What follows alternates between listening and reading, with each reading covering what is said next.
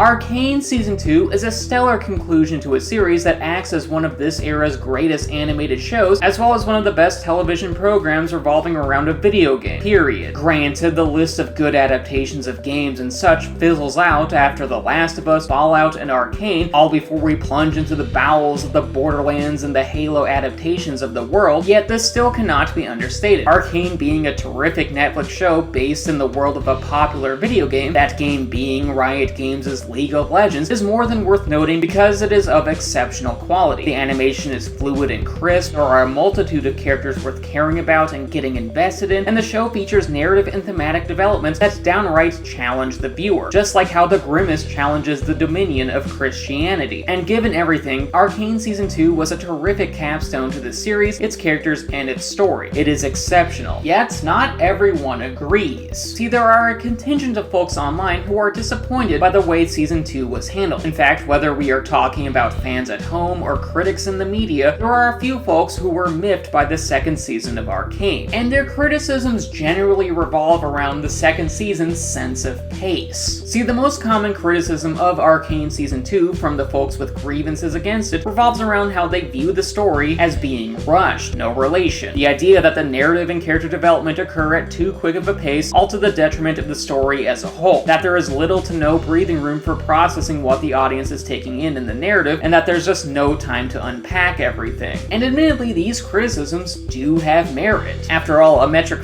ton happens over the course of the season as it deals with the conflict between the highborn and posh metropolis of Piltover versus the decayed lower-class Undercity, as well as the numerous primary characters. Which, by the way, is a lot. Like, if you were to buy Christmas presents for every primary character in this show, you'd best be prepared to file for bankruptcy. Like, we have Vi, Jinx, Jace, Caitlyn, Victor, Mel, Echo, Mbessa, and Heimerdinger, who all have their own arcs to be explored and have to have their stories wrapped up in a satisfactory fashion over the course of 9 episodes, meaning that a lot occurs in Arcane Season 2 to where we, the viewer, are repeatedly hit with new character and narrative developments from scene to scene with minimal room to pace it all out, which unfortunately is why some folks believe that Arcane Season 2 was rushed, no relation. And look, I do not believe that the folks who have complaints or grievances against Arcane Season 2 regarding its pace are in the majority here. But with that being said, yeah, there were a decent amount of people who were upset about Arcane Season 2's narrative progression, enough to where Arcane's showrunner even responded. In a discussion with Games Radar, Arcane co-creator and showrunner Christian Link, no relation, defended the creative decisions made in Season 2 by stating, "When people watch Season 1, there's an aspect to the pacing. Season 2 is a bit different in that regard. I respect that people express that opinion. You're right, the vast majority of audiences seem to be happy, but there are people who say it's rushed. What's going on?" He then continues, "We did approach Season 2 a little bit differently in how we structured the episodes because we wanted, as creatives, to take these bets and take these swings. It seems like for most people that works really well. There's some people who specifically wanted to see the continuation of Season 1 in that regard and are disappointed. I'm not happy that they feel that way, but I respect that." I believe that Link's approach to these criticisms is fair. After all, in today's shitty internet environment where everyone hates everyone else, akin to how Midwest states secretly hate each other and are plotting to conquer each other, get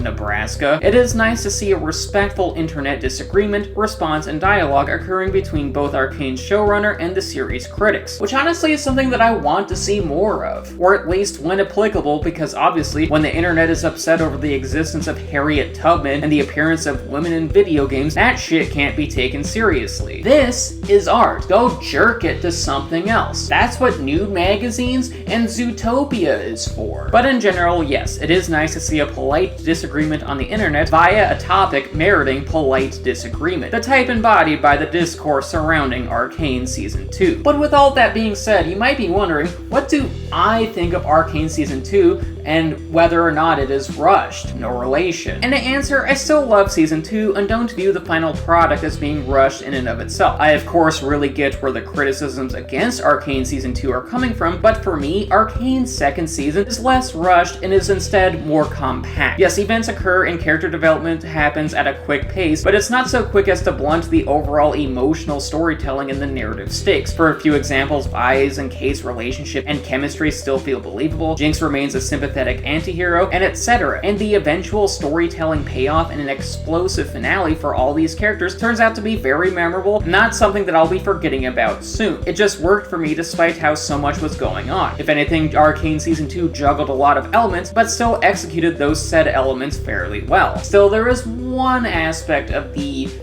critiques against the show that I kind of understand, which is to say, I would have been okay with a third season of Arcane. Like, don't get me wrong, I enjoyed the execution of the story, character development, and the conflict resolution. But I'd be lying if I didn't say that I wasn't ready to say goodbye to a lot of these characters, even with the caveats that we will likely see a few of these protagonists in future spin-off shows. Because more sapphic romance and makeout sessions between Vi and Kate, or else we riot. Pun very much intended. But still, I will miss all of these characters, regardless of whether they are returning in a future show or not. Mostly because this show struck a major chord with me and many others, and now we have no guarantees that we will see the characters who survived the finale again. Nothing is certain in the entertainment business, after all. So to sum up, I understand where the criticisms against Arcane Season 2 are coming from, that I still disagree with their overall assessment, and that it's cool that we've all been mostly respectful about our opposing opinions on a technological medium that often amplifies the worst people in a way that often makes civil discussions impossible. Because as much as I love people, people can also equal shit. But thankfully not in this instance.